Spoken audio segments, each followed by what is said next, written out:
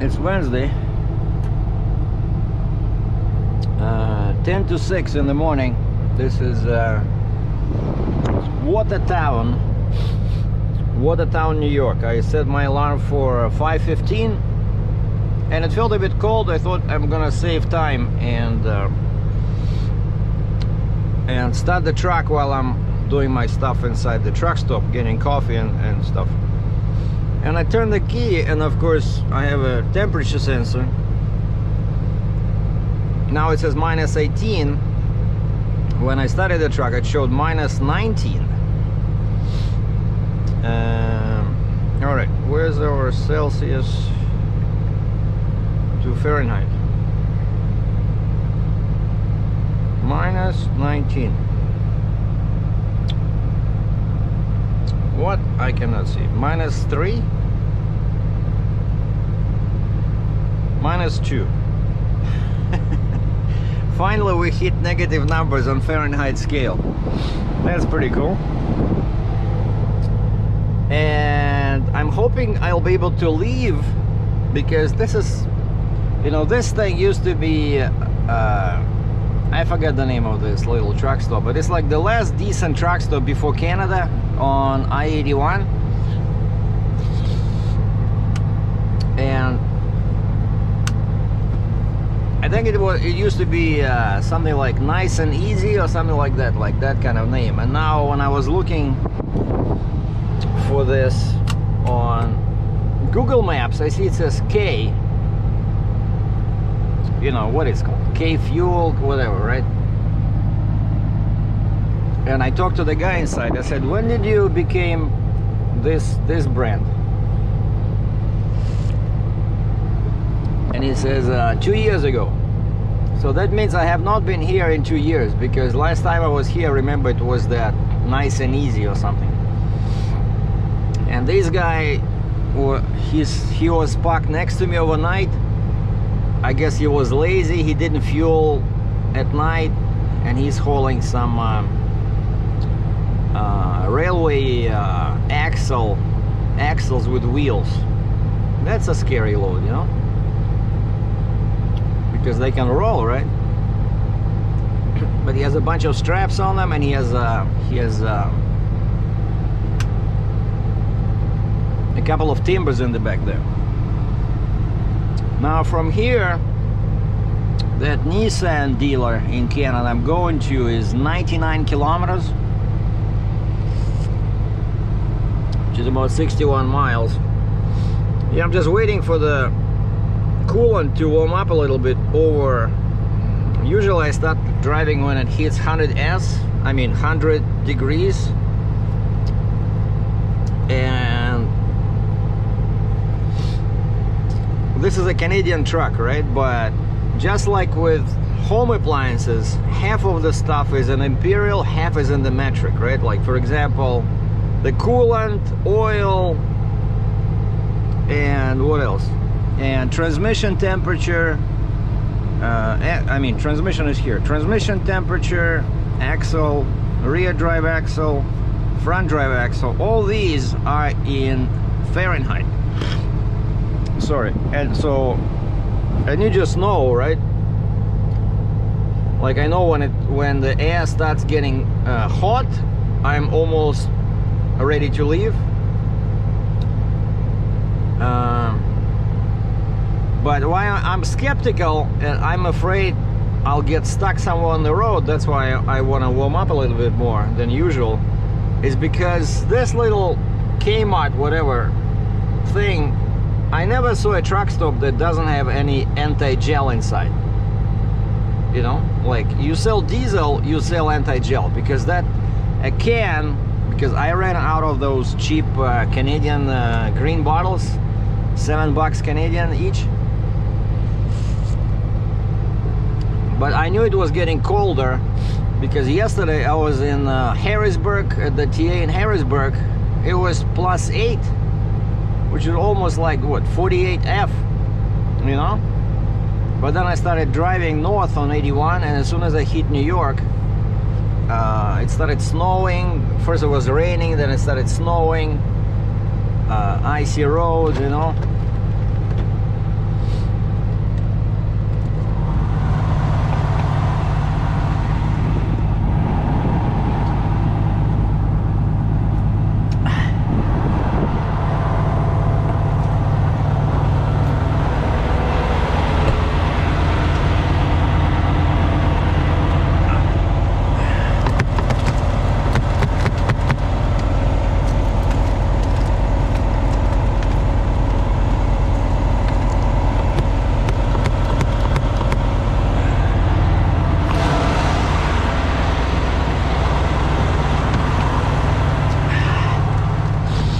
sign is still there.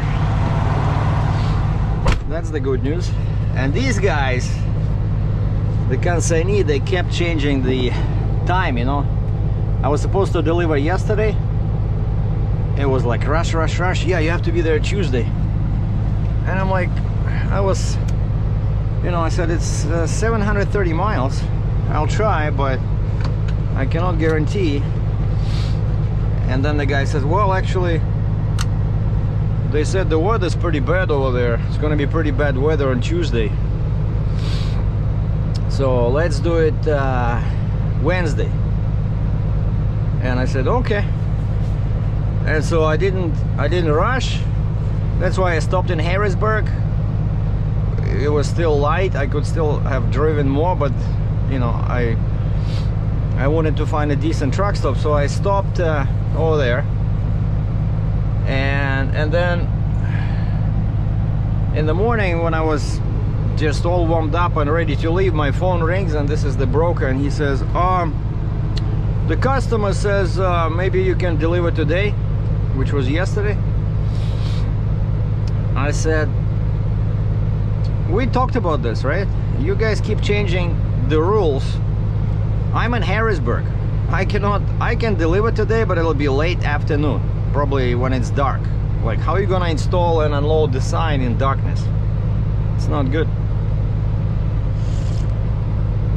So he said, okay, I'll call you back. I said, don't call me back, I'm driving. Just send me an email, I'll check it when I stop.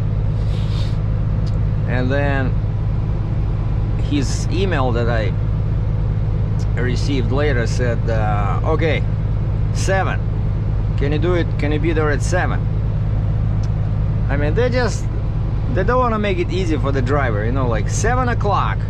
I said, okay. And so that's why I woke up at 5:15, because it's 60 miles, you know, 100 kilometers.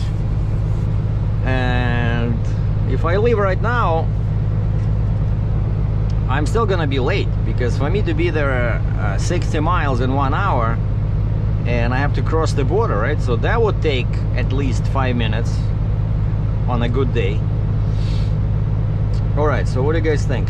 I see the arrow is almost pointing west, so to speak, so I think we're good. The air is hot, and if you remember, now that I got rid of the pack car, and I have Devco housing, it's hooked up to my coolant. So at least the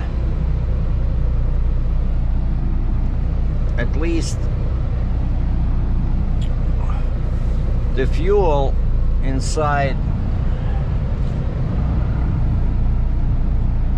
the filter housing, it's not gonna get icy. 100 meters, turn right toward New York 342 West.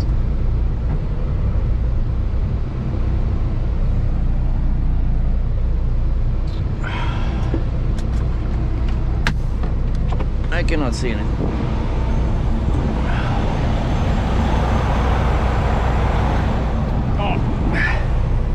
We're good, because I only have a tandem.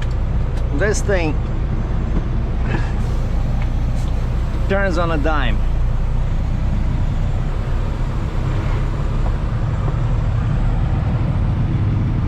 Take the next right toward New York 342 West, then turn right onto New York 342 West.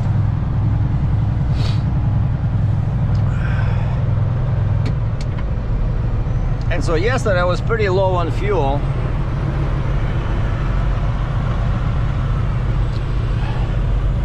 And the price here was pretty good, $2.76 a gallon for cash, $2.86 for credit. So I paid $2.86. But you know, this is New York. It's very cold. So Take the next right onto New York 342 West, then take the I-81 North ramp. so I'm hoping they should have, right? They should have some stabilizers and fuel additives, otherwise the fuel would freeze.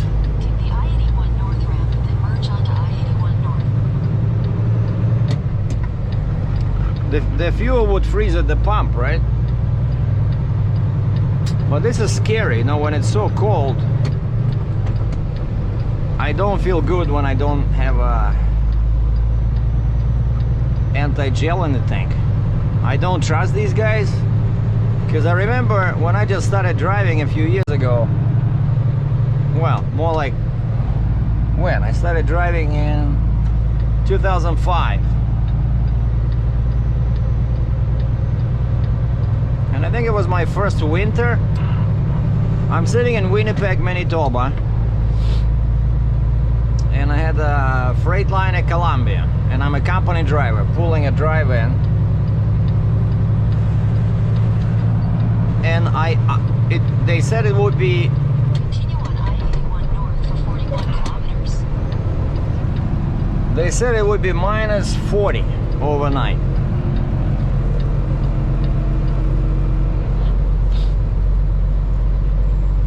Minus 40, and so I idled all night, but you know, it gets very hot, right? Like with the truck idling,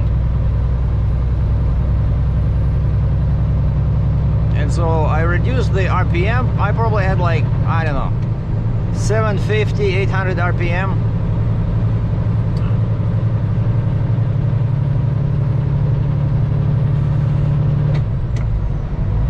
And the truck idled, right? But I did not know anything about anti-gel, and even though I had full tanks of diesel, but I had zero anti-gel, and I probably came from the south, otherwise it would not be possible. And so the truck idled, everything was cool. I went inside in the morning and I grabbed coffee, and then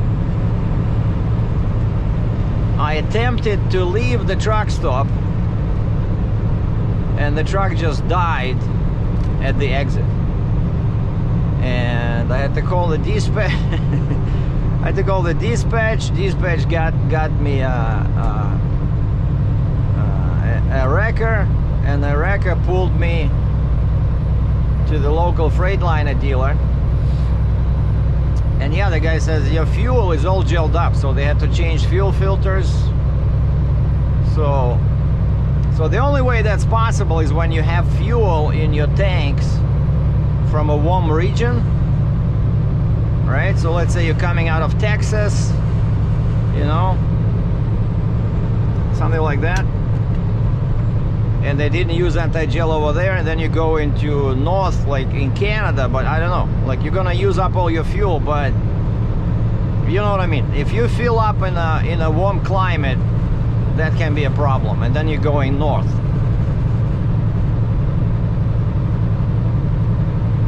But this truck, I did not idle.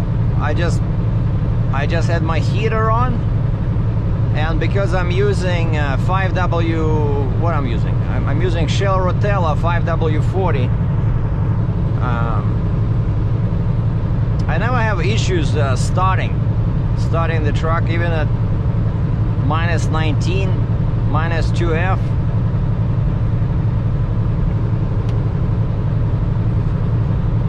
All right, use caution. What is there? Use caution. Plows travel at 35 miles an hour.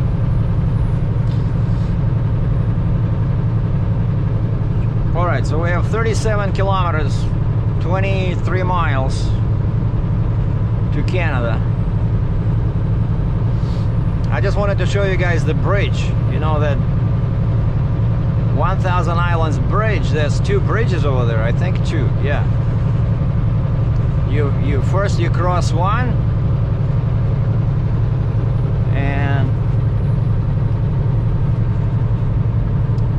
and then you do your customs, and then after customs you cross the other one, I think.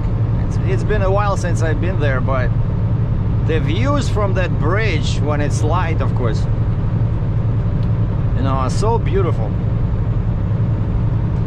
whenever I go there, I always wish I could stop and take some photos, you know.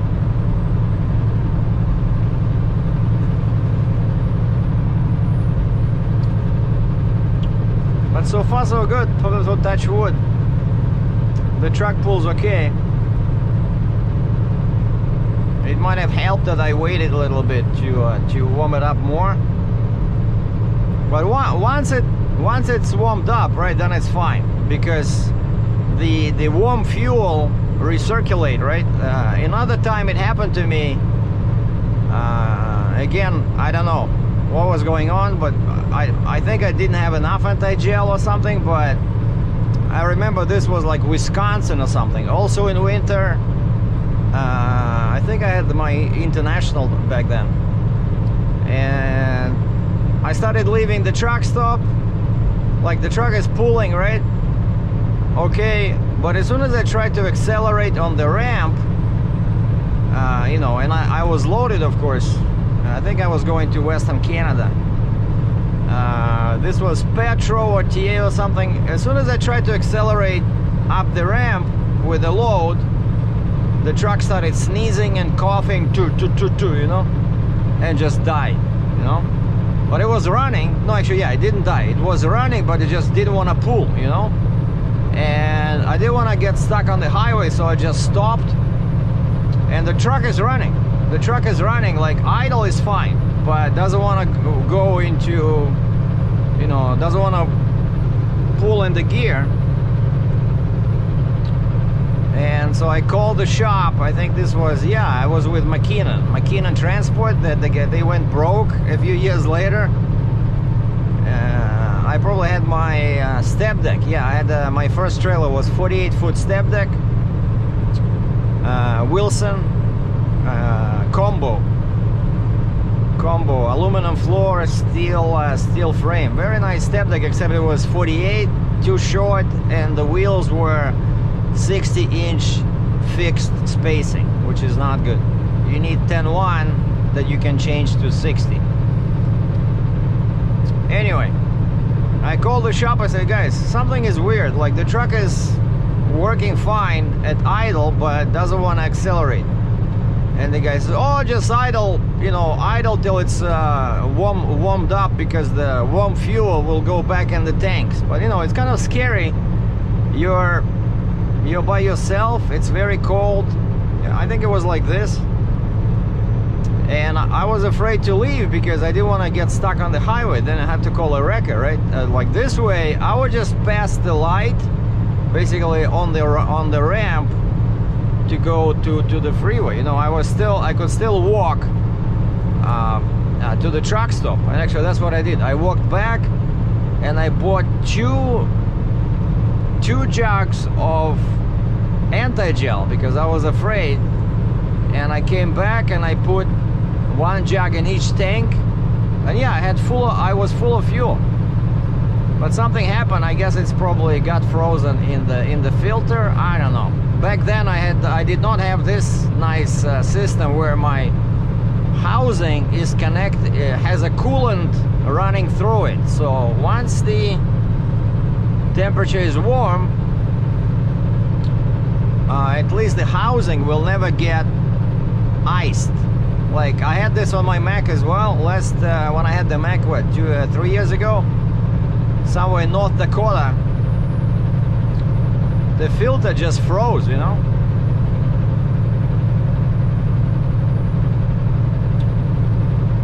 So yeah, Devco is definitely a way to go. Forget PACCAR. Or maybe PACCAR, maybe they have a connection as well. Like you must have this in winter. It must be connected to your coolant system. Oh, and they also, when they were installing this, the shop, Kenworth, they asked me, do you want the preheat? Because there's another wire, like just electric wire from the battery. He says it can do preheat, like give you, you know, you turn the key and then you wait like a few seconds or a minute till that electric heater preheats the fuel. And I said, no, I'm okay. I said my truck starts fine even in cold weather. I'm using good oil. I said what I want is I want the fuel to be warm when I'm driving, because imagine if it's now it's minus 21, I'm pretty sure that's close to zero. No, wait, if it was minus 2 at minus 19, it's probably like minus 4 now, F. So it even gets colder, but that's inside. Now imagine all this cold wind outside gets inside the engine bay, right? If your filter is not connected to the coolant system, it'll freeze.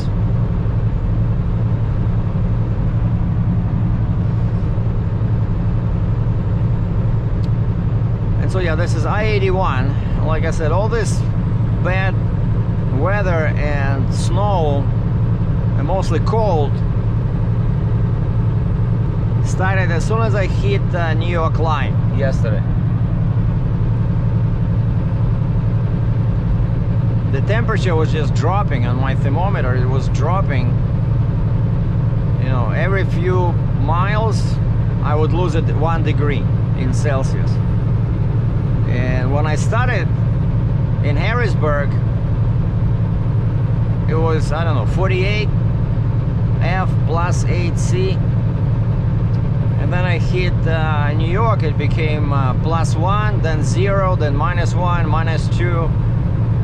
So by the time I reached Watertown, I think I was at -9 Celsius. And then I see overnight it dropped pretty bad. So I'm super glad that I only have 4 chains. 4 chains on this load. I only have to remove 4 chains. You know, because it's tough to work in a weather like this.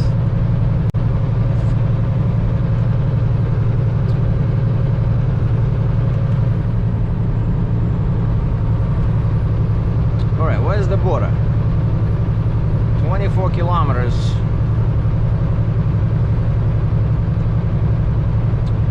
Well, I think it should be closer because it says 24 kilometers to Highway 137. 137, and 137, that's already Ontario Highway. So that's on the other side of all these bridges. I think I should see it soon enough. I know there'll be a sign that says customs 2 miles, 3 miles, something like that, and then it'll be a reduced speed sign.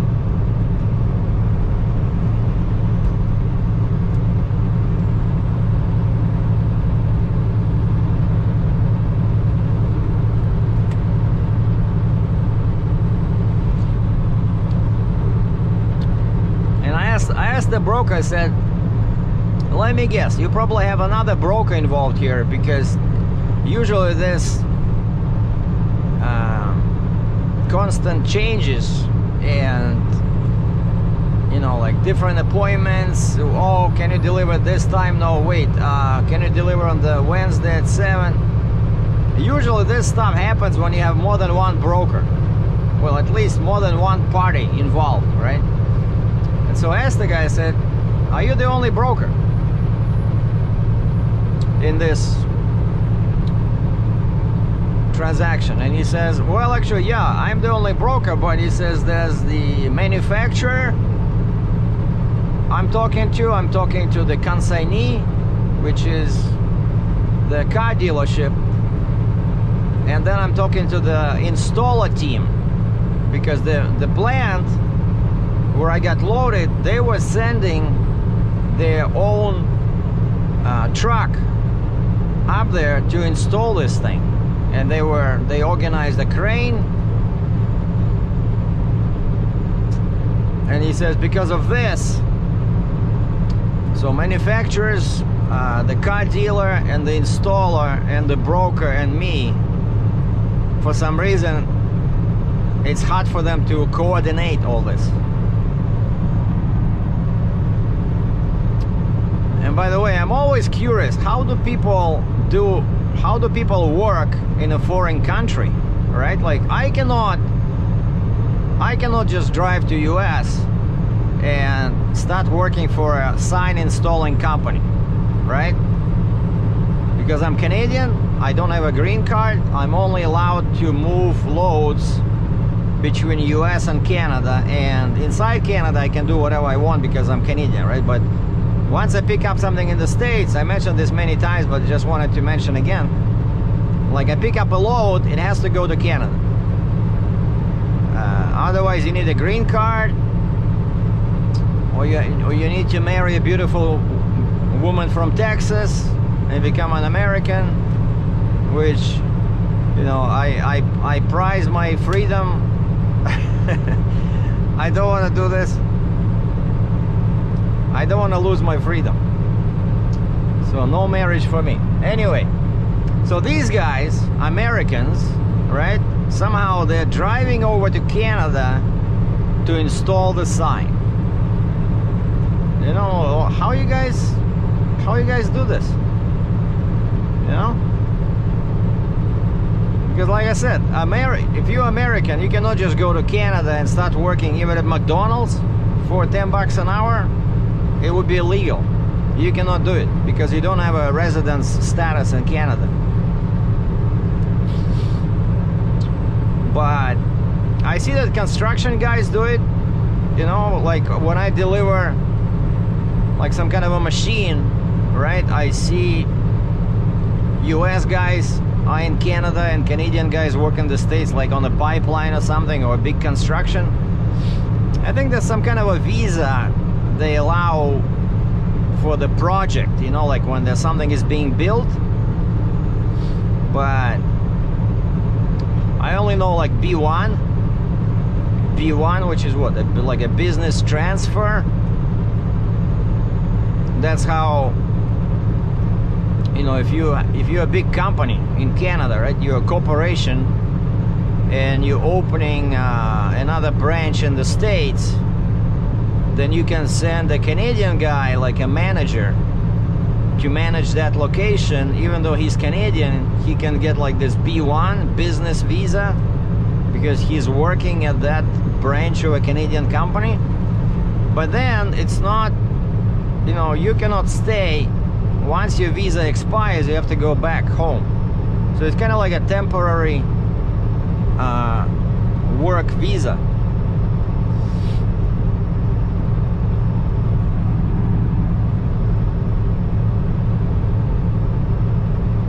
So anyway, this immigration stuff, it's too complicated. That's why I moved to Canada instead of US. Of course I wanted to live in US, but US is super difficult. And I wanted to do everything, you know, legally. Canada had a program, right? Back then, when it was like 1995, 96. You just go to the embassy of Canada in Moscow, you fill out some papers, you pay the government fee. I think it was like a $1,200 or $1,000 Canadian. And then the machine, the bureaucratic machine starts working.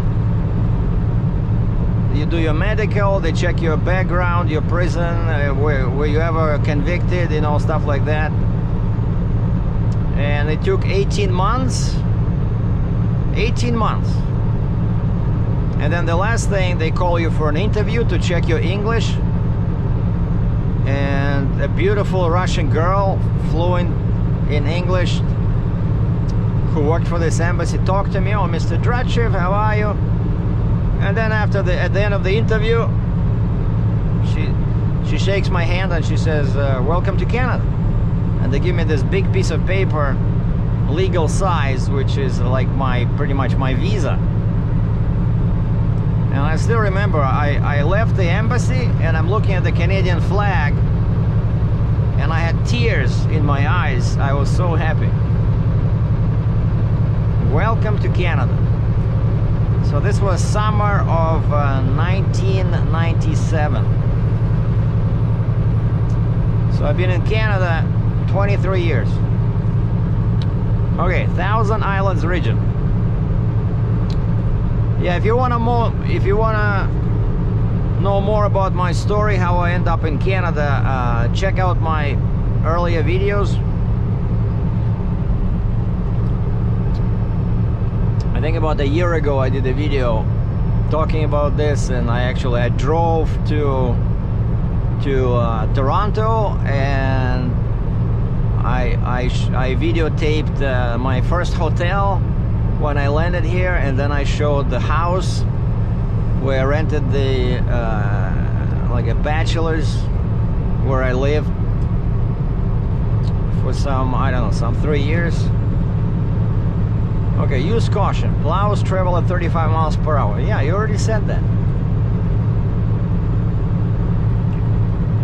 But the temperature's good. Now I'm at what, 175 F. I have 3/4 of a tank. And it's already starting, like you see over there, it starts getting red. It's sunrise. I love this time of day, you know, like honestly, I hate driving at night, but early morning, I like it.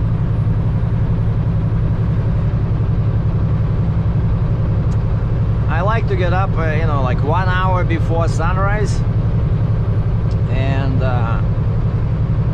usually, like, it always takes me 40 minutes to get ready. Like, you go, you know, brush your teeth, you buy coffee, wash your face, stuff like that, warm the truck, do your pre-trip, your e-log. And so if you wake up 1 hour before sunrise, then you're ready to leave. Right when it starts getting light. All right, somewhere, yeah, you see 10,000 Islands Bridge, Canada pay toll. Toll. I forgot about that little thing.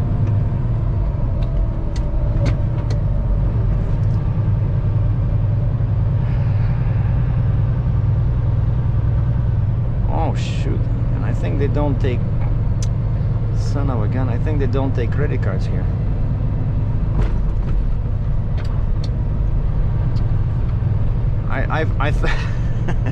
I totally forgot about this. Son of a gun. Now I might need to turn around. If there's like a gas station at the next exit. Alright, hold on. Oh, actually, wait. Easy Pass accepted in all lanes. Alright. If Easy Pass, yeah, before, like a few years ago, I remember it was a constant problem here.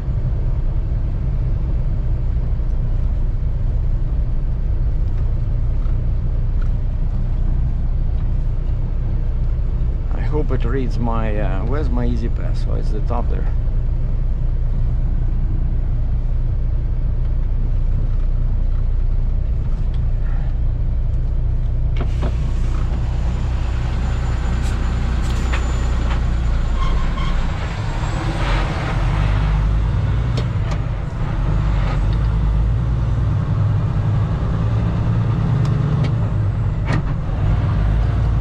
See, all is good.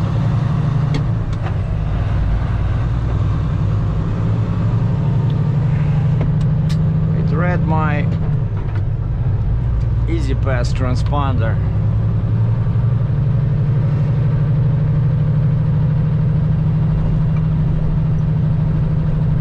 Now this bridge, it's so scary. I hope they put some salt in here, because it's so steep. There's water down below.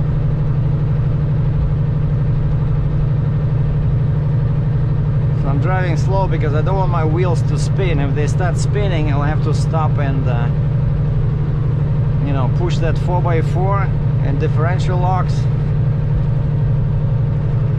But it looks okay.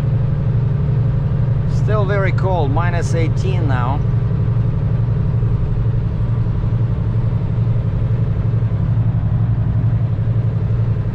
So yeah, this is the first bridge. after this I'm gonna deal with Canadian Customs, so I'll have to stop the recording, but I'll show you the second bridge. The second bridge will be after. So basically now, yeah, I'm gonna be like on a island.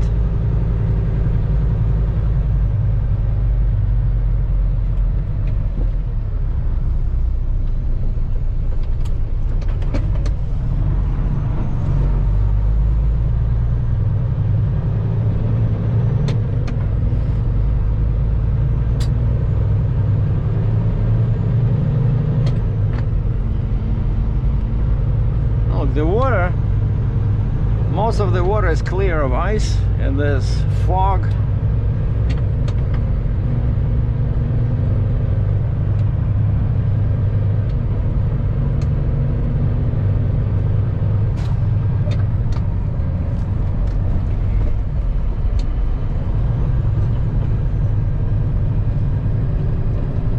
Yeah, I think over here it's still 40 miles an hour. Oh yeah, there'll be there's gonna be a stretch. So once I'm off the bridge, it's gonna be 55, and then customs is a few minutes away. It's so narrow. Okay, yeah, I see it's called Island. Yeah, this is some kind of an island.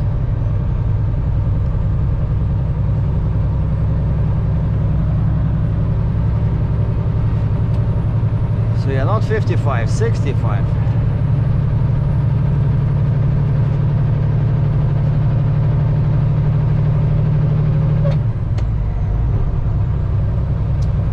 And this is still US, but half of this island will be Canadian.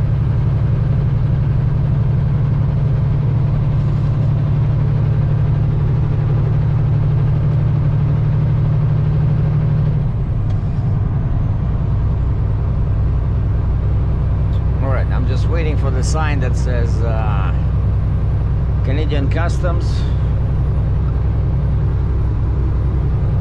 I have my passport ready. I have my ACI manifest printed out, and I have my bill of lading. And I stuck my PAS sticker on the bill of lading this time, because I don't have the commercial. No, actually I do have the invoice, but it's not the commercial customs invoice, it's just the factory invoice.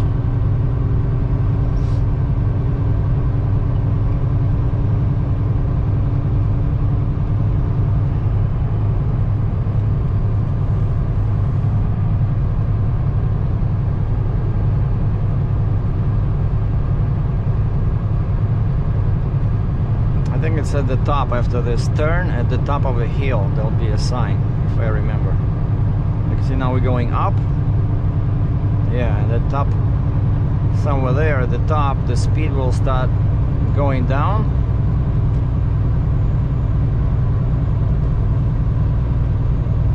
State law. License suspended after 2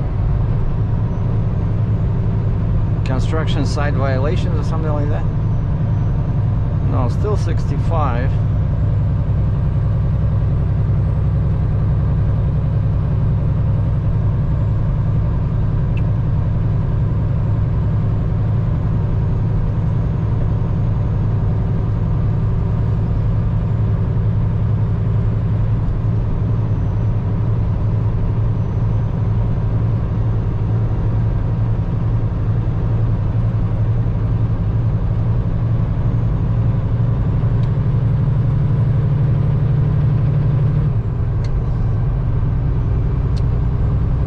US exit.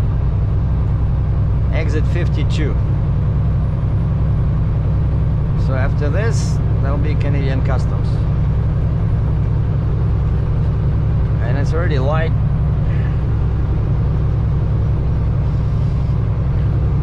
So I'm driving north, so the sun is coming up over there. I'm so happy that the truck did not let me down.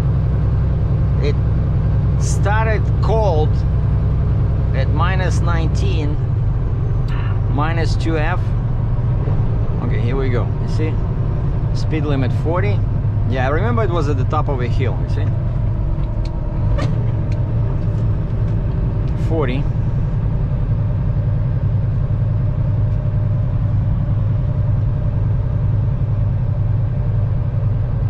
All right. Let me just, where's my passport somewhere there?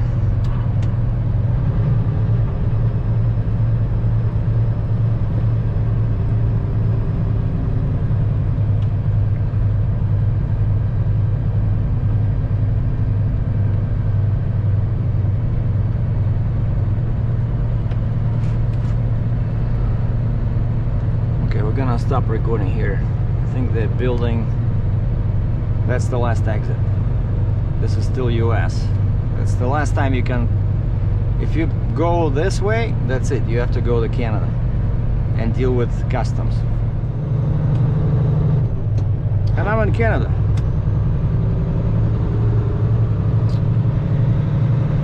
See, the sign says, "Welcome to Ontario." And as soon as you enter Ontario,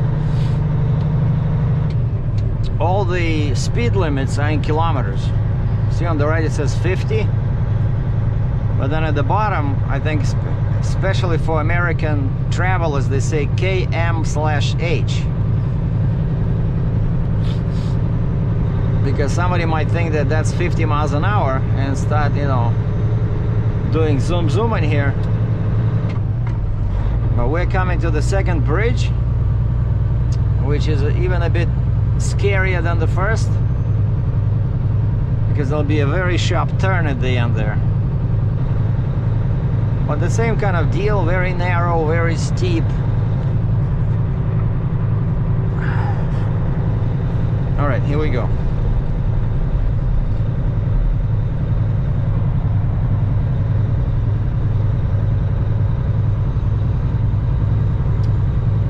And time now, I guess it's already 6:40. And how far am I? 55 kilometers, so 30 miles. So I need at least 30 minutes if I drive 60 miles an hour. Oh, you see, this side is full of ice.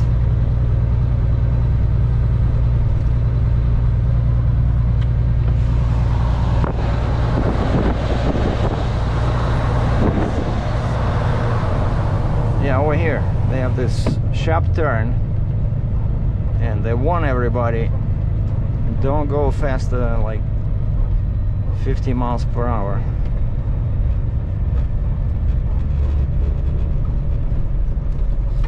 Well, it's not that bad, but you know, if you misread that sign and you were flying 50 miles an hour, then you'll flip over here. And this little contraption, that's where you pay the toll on the way into US, so you don't have to stop here on the way to Canada. So you only pay the toll on one side, and that's it. Finally, I see the familiar numbers, 401, 401, which is, of course, is our national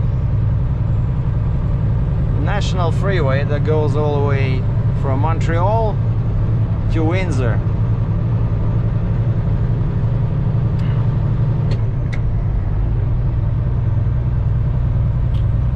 Oh, and that guy passed in front of me.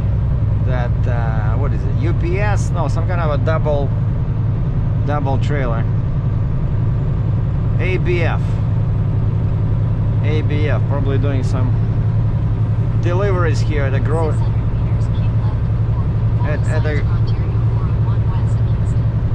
at the grocery store or something.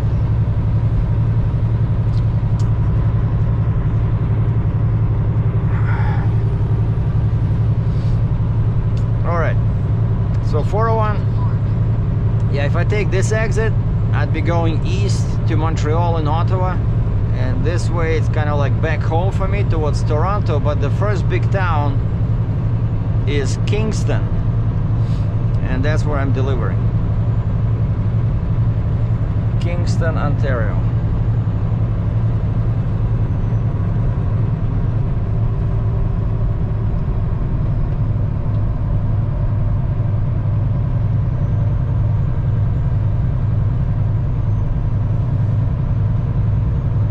So basically, yeah, if you're a trucker, quite often you have to work odd hours of the day. In 600 meters, merge onto Ontario 401 West. You have to get up early or you have to drive till midnight. But what I like about this job is that you have kind of like a freedom, right? You decide. Like, you want to drive till midnight or you want to shut down early. Because if you drive till midnight, one thing I can promise you is that what's gonna happen, you won't find a spot at the truck stop, because most guys stop, you know, 5-6 p.m. and so, especially somewhere like northeast, like Massachusetts, I don't know, like some busy area, you'll have to sleep on the ramp to the freeway.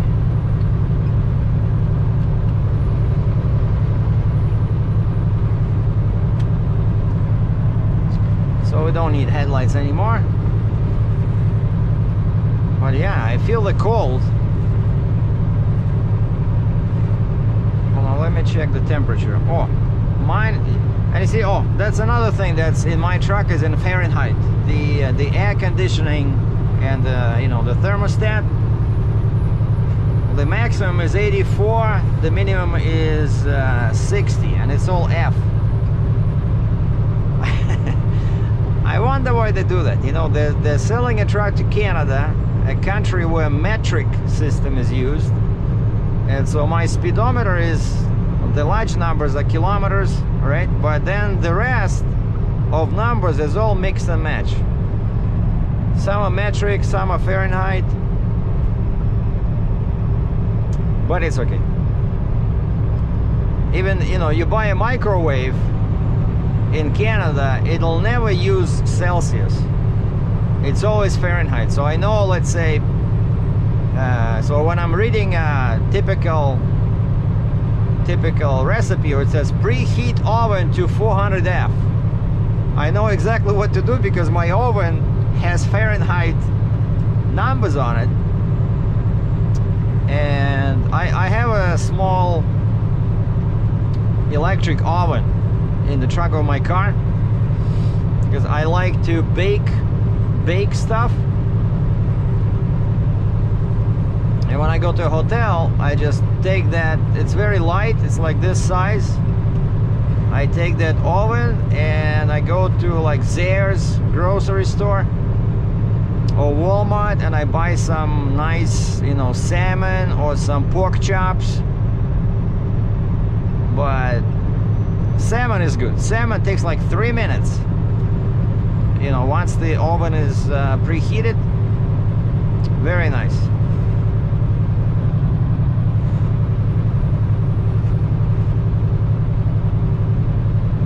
And so yeah, Canada, you see, doesn't look that different from New York. Same trees, same roads. Kind of like when you compare Ontario and Michigan, or this part of Ontario with upstate New York, because the same climate, right? Same land. Just because I crossed the country border doesn't mean that the scenery will change, right? But you see, as soon as I turn on the recirculation, my side windows start fogging up. All right, which is our exit? 39 kilometers. Exit 615.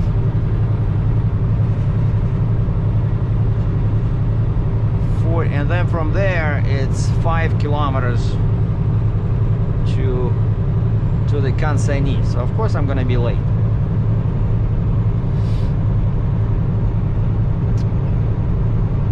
So I was the second truck at the customs. So, but but if the customer bugs you, you know, if your freight broker bugs you too much, like, why are you late? You can always say, hey, there was a big lineup at the customs, you know, or they sent me for a secondary inspection. Or sometimes I say, hey, there was a big alien spaceship just landed in the middle of the freeway. I couldn't go around it. They had to call a wrecker. The traffic jam was 20 miles long.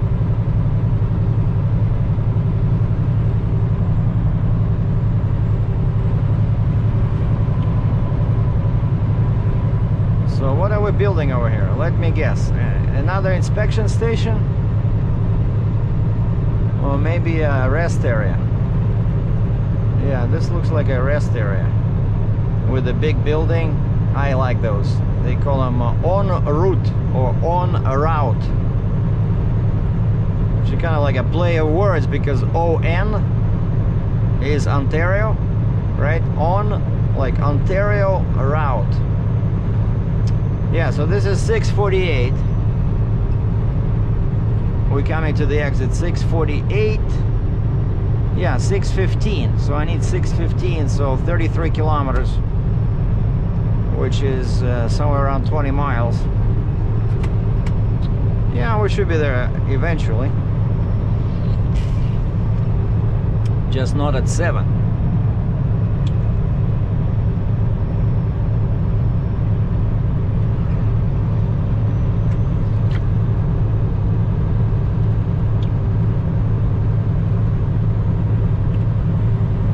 One good thing about New York, the bad thing was the weather, right? Became very cold. But the good thing was, as soon as I entered New York State, the prices on fuel dropped by like 50 cents a gallon. You know? Probably even more. Because I fueled up... No, Dansville over there. Dansville was $3.25 at the TA, and I went to the small station, it was $3. But so that part of New York was expensive. But over here, see, $2.76 cash, $2.86 credit.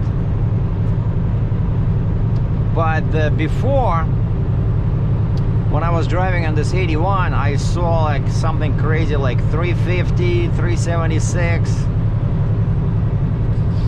I don't know what's going on. Some people say it's because Biden shut down that X line, whatever, Q line, pipeline, but what he shut down was phase 4. Like the first 3 phases of that pipeline are operational. It's only the last one where they had issues with native population.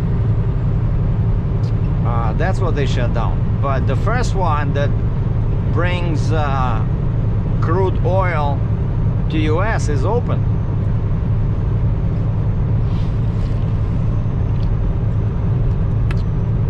I'm not 100% on that, but I'm pretty sure that's what I read, that it's not the entire pipeline, it's like the last phase. That's what they've been fighting for the past, I don't know, 10-20 years, because of the protests of native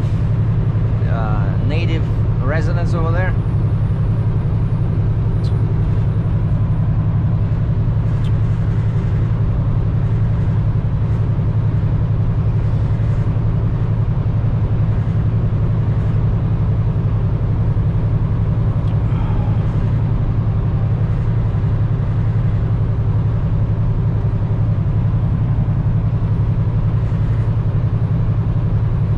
Yeah, February, always bad. February in Canada and northern US. Like January was warm, December is usually pretty good, but the worst month is February and the first couple of weeks in March.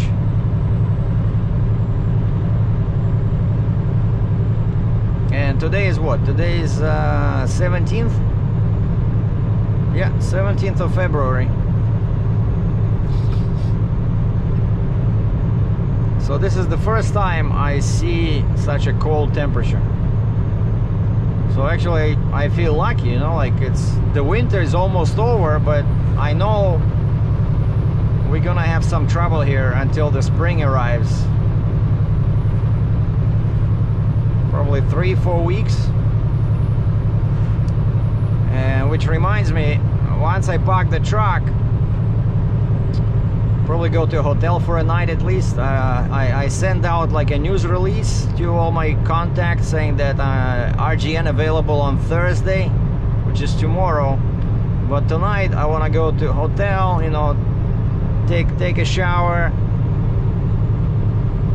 and warm up, and I want to jump in my car and go to that. Usually I go to the Mack dealer, where I used to go to service my Mack truck when I had one. But I go there because they sell this green anti-gel, those Canadian stuff. And it's like $7 Canadian a bottle, and I just buy a case of 20.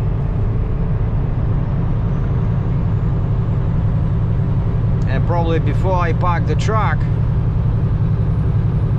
I'll probably go and fill up both tanks. No, first I have to get the anti-gel.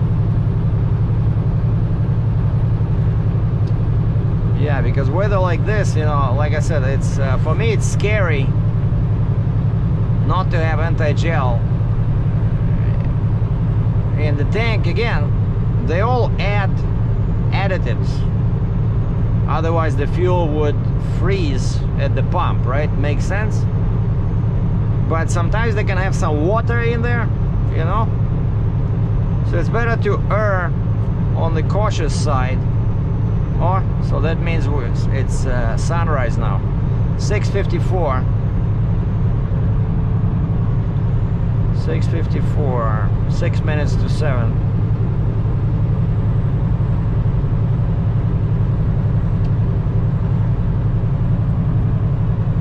So yeah, I need to have anti-gel. And I don't want to even think about how I'm gonna connect my booster, which I dropped in my yard. The last time it took me with a spotter 2 hours, right? But now I know who to call. Those nice people at that wrecker company. So if I find a load where I need the booster and the Jeep, I'll just call the wrecker and ask him to load everything on the trailer. Forget it. And then I'll hook it up at the let's say if they call me again to do that. Remember that big machine, part of a tunnel boring machine I brought from Wisconsin? So now it's being refurbished, reconditioned in Toronto, and after that it's going back into US. And the broker told me about this. He says in about 4 weeks I might call you for a quote to move this to US. And so I know over there they have a, you know, a big shop and the crane. So I just might take the load the Jeep and the booster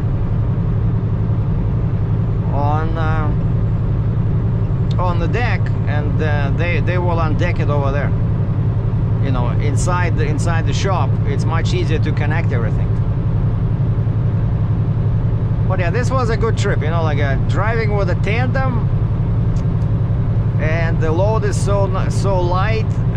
It felt like I had an automatic transmission, because of course if I had a heavy load, and I went through quite a few hills, right? But with a load like this, you know, I was an 8 plus, you know, high gear, 99% of the time didn't have to shift, just switch my cruise control on. So it was a kind of like a relaxing, you know, trip. And again, I only have four chains on the load because it's less than 10,000 pounds. So it would be very easy to, it was easy to secure the load. And now, despite this super cold temperature, it'll be easy to take them off.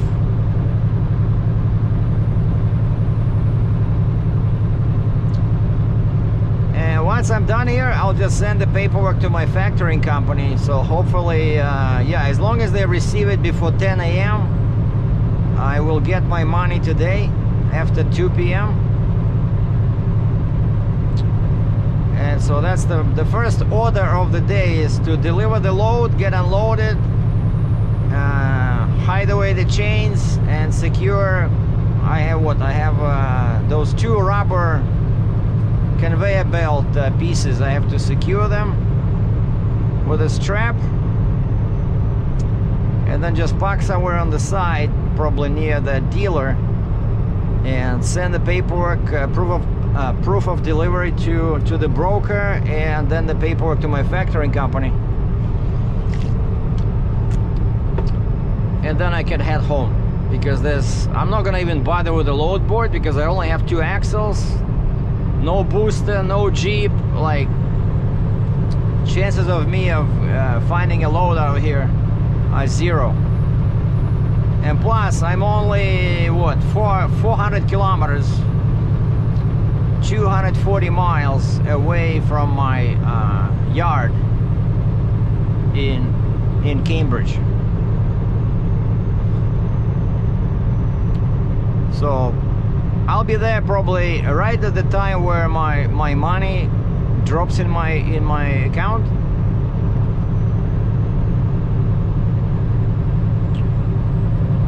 All right, what kind of message do we have here? Winter operations in progress. First in English and then in French. Be careful.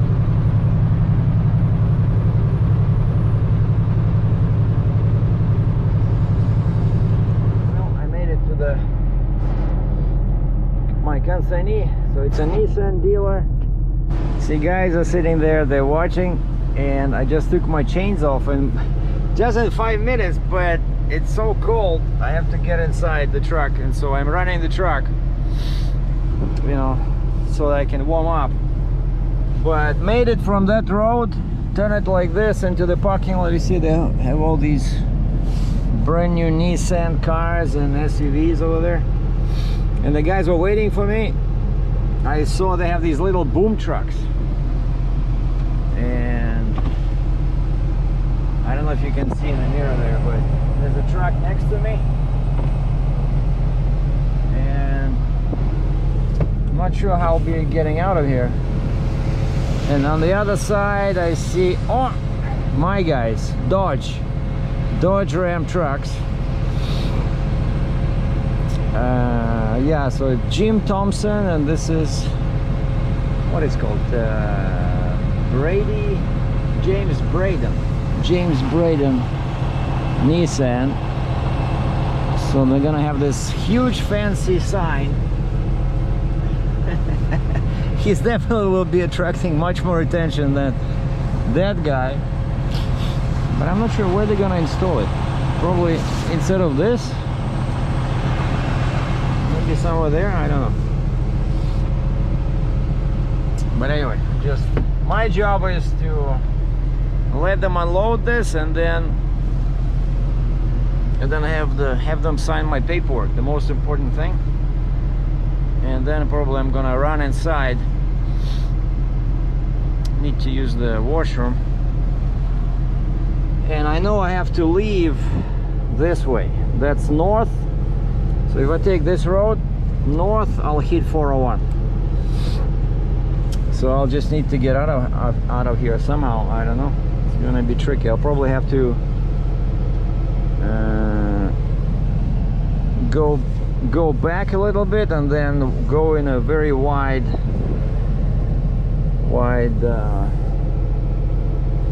arc to the right, and then I'll have to back into the road. But at least there's people here, right? So they'll be able to stop the traffic. Or maybe I can back out of here, like the way I came. I don't know.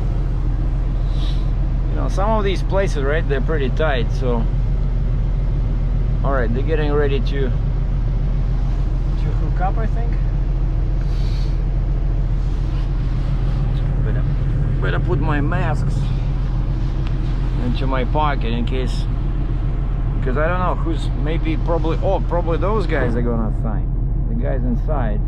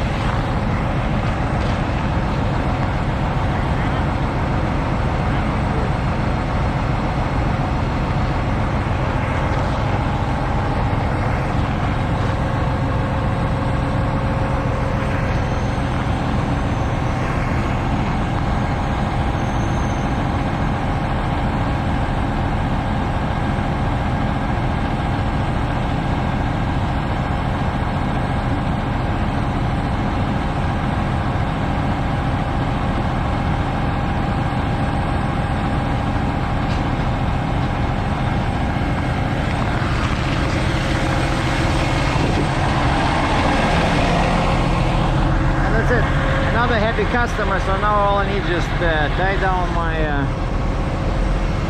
rubber things in there and go sign my paperwork. Thanks for watching.